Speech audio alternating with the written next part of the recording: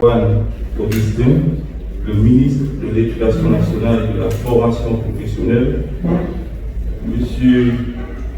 Léonel Sétout, représentant de Progresso Mundo, M. Kendi Nicolas, directeur de l'enseignement fondamental, M.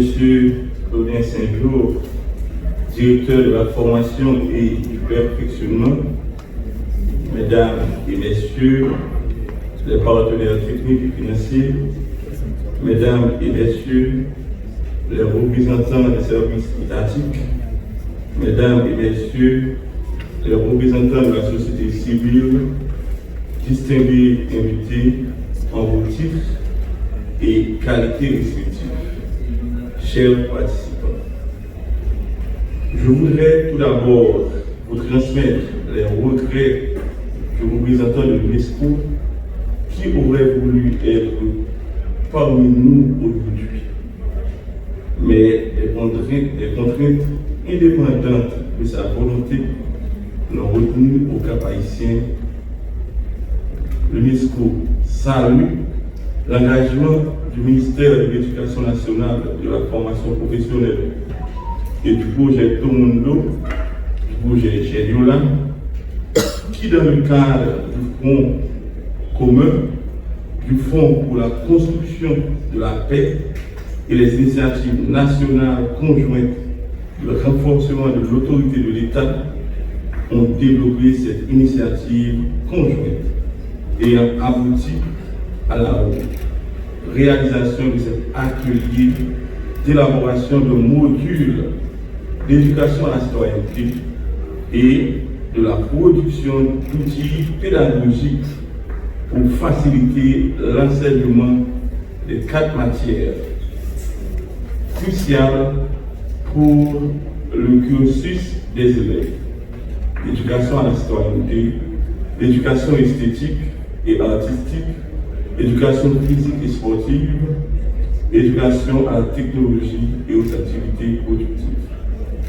Mesdames, Messieurs, depuis 2020, le ministère entreprend des grands chantiers en vue de faire émerger une nouvelle citoyenneté active, capable de relever les défis de l'insécurité, du développement et du vivre ensemble en Haïti. L'UNESCO a toujours accompagné le ministère de ces initiatives, comme en témoignent ces quelques exemples. Le plan décennal d'éducation et de la formation, document de référence de la politique publique de l'État dans le domaine de l'éducation, couvrant la décennie allant de 2020 à 2030, qui vise d'ici 2030 à transformer le système éducatif haïtien en profondeur, de le rendre plus accessible, plus équitable et plus performant, tout en construisant ainsi un élément clé de la refondation sociale du pays. Le cadre d'orientation curriculaire révisé en 2023, qui est le document de référence servant de guide à l'élaboration des éléments constituant le curriculum et qui définit les lignes directrices, les tâches, les responsabilités des acteurs impliqués dans la réforme curriculaire. L'implémentation des nouveaux programmes scolaires, le nouveau paradigme faisant de l'approche par la compétence la priorité méthodologique sur tous les niveaux du système éducatif haïtien. La réforme du système d'information pour la production des statistiques indispensables à l'analyse du système éducatif et à l'élaboration des politiques éducatives. Mesdames, Messieurs, cet atelier de production pédagogique s'inscrit dans les priorités du ministère de l'Éducation qui vise à transformer le système éducatif haïtien. C'est dans ce contexte que l'UNESCO avait facilité un dialogue stratégique entre le ministère de l'Éducation nationale et de la formation professionnelle et Progresso Mundo. Aujourd'hui, grâce à ce dialogue fructueux, nous voici, Progresso Mundo et l'UNESCO en appui technique et financier au ministère de l'Éducation nationale, dans un premier atelier d'élaboration et de production pédagogique de 9 jours, afin de mettre à la disposition des personnels éducatifs, des adolescents et des jeunes en milieu scolaire un module d'éducation à la citoyenneté et des fiches pédagogiques et au-delà du renforcement des compétences pédagogiques. Cet atelier vise à promouvoir l'éducation civique en Haïti en mettant l'accent sur l'engagement citoyen des jeunes.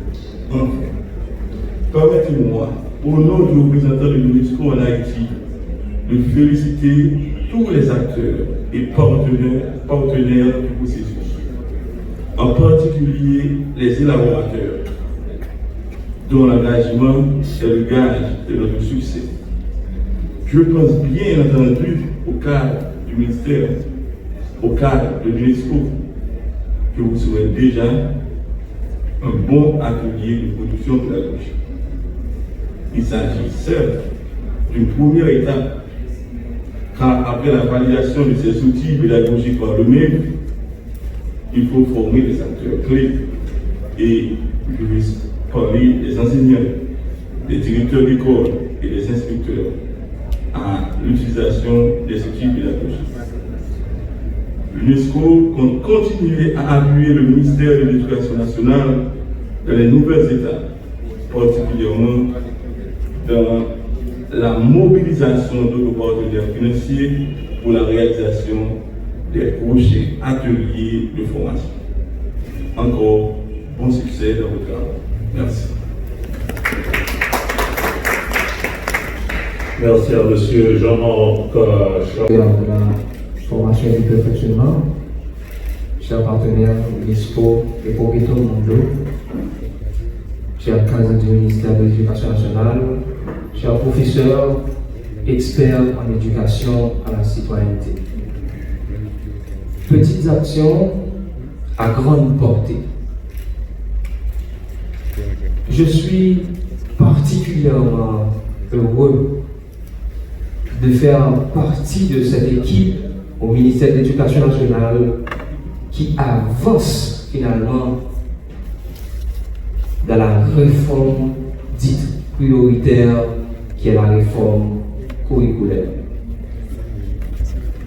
C'est une réforme qui a longtemps, mais il y a un pile d'action qui est nécessaire pour nous faire réforme qui était manquée. Mais ces dernières années, nous commençons à avancer très bien. De nouveaux programmes, de nouvelles approches pédagogiques, de nouveaux outils, produits, et je dis à nous là, pour nous continuer sur lancer ça. Parce que nous pensons que si nous avons une réforme, enseignants, c'est pilier de réforme. Enseignants ont besoin pour recruter, ont besoin des enseignants dans la salle de classe. Enseignants ont besoin de former ce que nous commençons à faire. Enseignants ont également besoin d'outiller.